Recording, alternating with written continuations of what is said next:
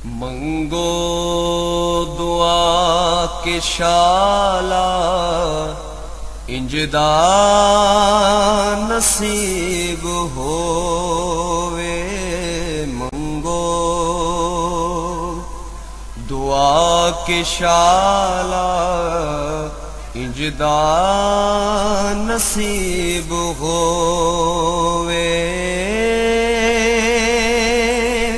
जद आवे मौत मैनू,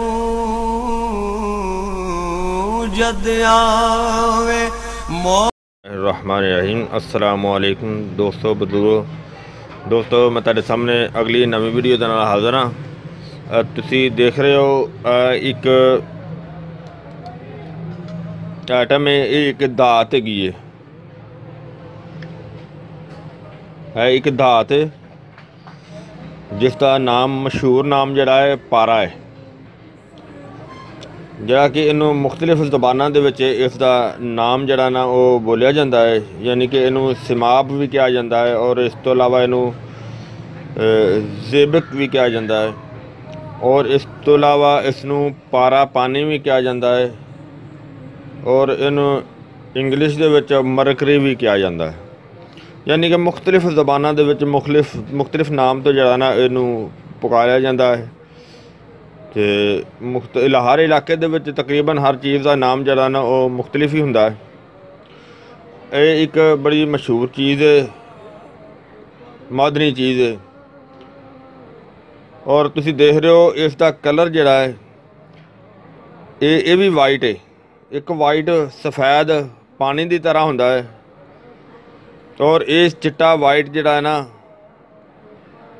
ये एक लिश्कदार है, सफ़ेद शफाफ भी इनू किया जाएगा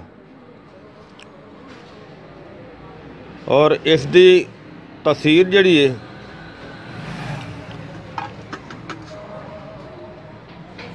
वो सर्द हैगी है, यानी कि ठंडी तसीर है। लेकिन इसनू इस तरीके दे नाल नहीं खाया जाता, इसनू कुश्ता बना के कुश्ते की शक्ल दे विच इस्तेमाल किया जाता है और इसके कुश्ते की भी मकदार जी है वो बहुत थोड़ी है।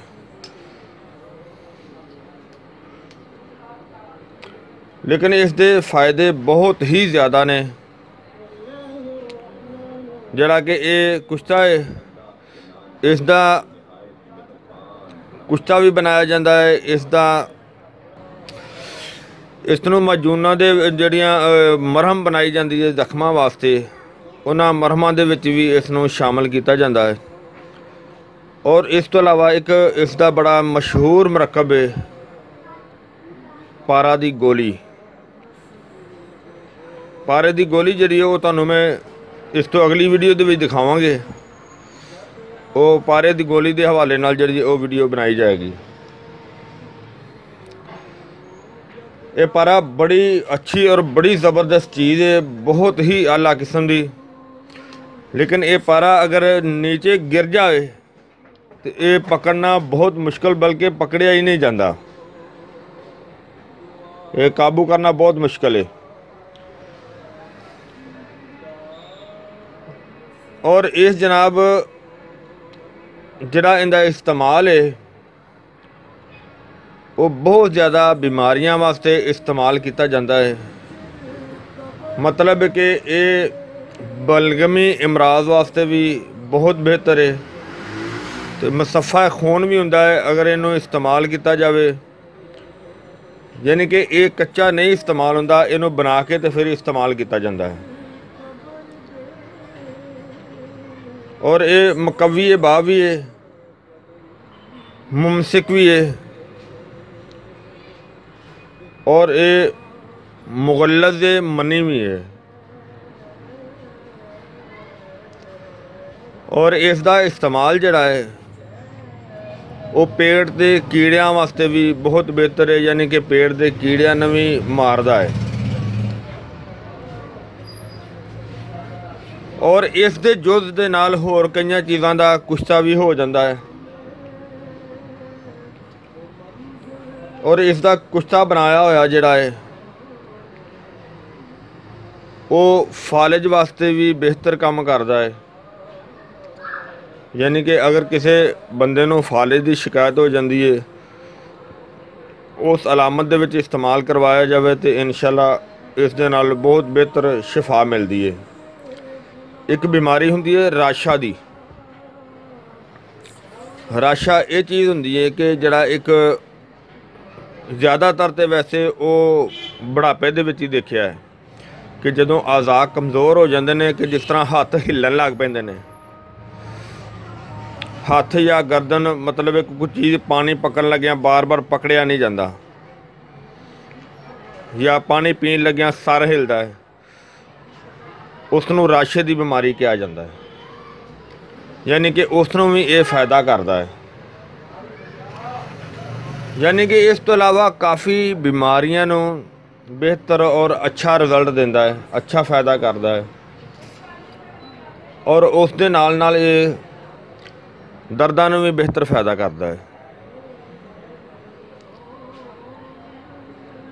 दर्दां तो इलावा इहदा बनाया होया जुज़ जिहड़ा है वो खून नूं भी साफ़ करता है। खून साफ़ करने वास्ते बहुत बेहतर चीज़ है, बड़ी अच्छी बड़ी आला चीज़ है। और अगर इनू इहदा बनाया होया जुज़ जिहड़ा है वो आशक दे मरीज़ नूं भी इस्तेमाल करवाया जाए तो उनके वास्ते भी बेहतर है। और अमसाक वास्ते इनकी बनाई हुई कोई आइटम भी जिहड़ी है ना वो बहुत बेहतर काम करती है। लेकिन जदों इसनूं खाण वास्ते इस्तेमाल किया जाए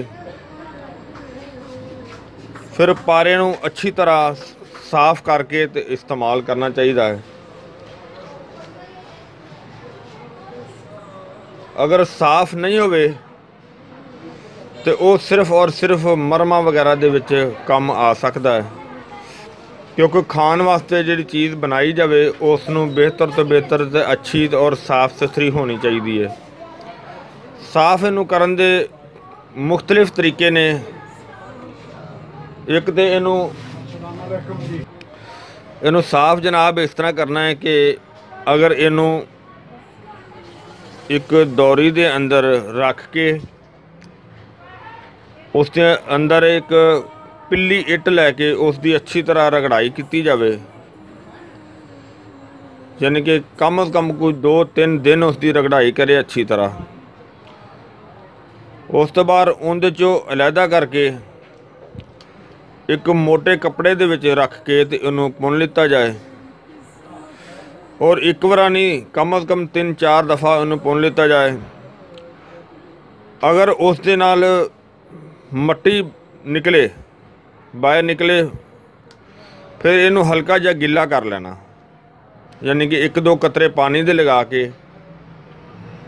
तो इनू गिला करके जदों पुनिया जाएगा तो इस दे अंदरों फिर मट्टी जिहड़ी वो नहीं निकलेगी, वो कपड़े दे नाल लग जाएगी। इस दे नाल इस तरीके दे नाल इसनूं साफ़ किया जा सकता है। साफ़ करन दे होर भी तरीके होणगे, क्योंकि हर बंदे कोल अपना अपना अलहदा तरीका हुंदा है। लेकिन जो मेरे सामने मेरे ज़हन च है सी वो मैं तुहानूं दस्सिया कि इस तरीके नाल साफ़ किया जा सकता है। ये सी इहदे मरकबात, यानी कि इसनूं अंदरूनी तौर पे और बैरूनी तौर पे भी इस्तेमाल किया जा सकता है। ये बहुत ही अच्छी आइटम है और बहुत बेहतर चीज़ है। उम्मीद है कि इंशाल्लाह ये तुहानूं वीडियो अच्छी लगी हुई होगी, बल्कि ज़रूर अच्छी लगेगी। इनू लाइक करियो, इनू शेयर करियो और इनू सब्सक्राइब लाजमी करियो। सब्सक्राइब करना ना भूलियो ताकि अगली वीडियो तुहानूं बआसानी मिल सके। और इस तो इलावा एक अगर तुसी मोबाइल ते देखदे हो तो एक बैल का निशान है और उसनूं भी दबा दिओ, उस दे नाल भी नवीं जिहड़ी वीडियो आएगी वो तुहानूं जल्द अज जल्द जिहड़ी ना वो मिल जाएगी। इजाज़त, अल्लाह हाफिज़, अस्सलाम वालेकुम रहमतुल्लाह। गए बतेरे सरकार नू कवांगे।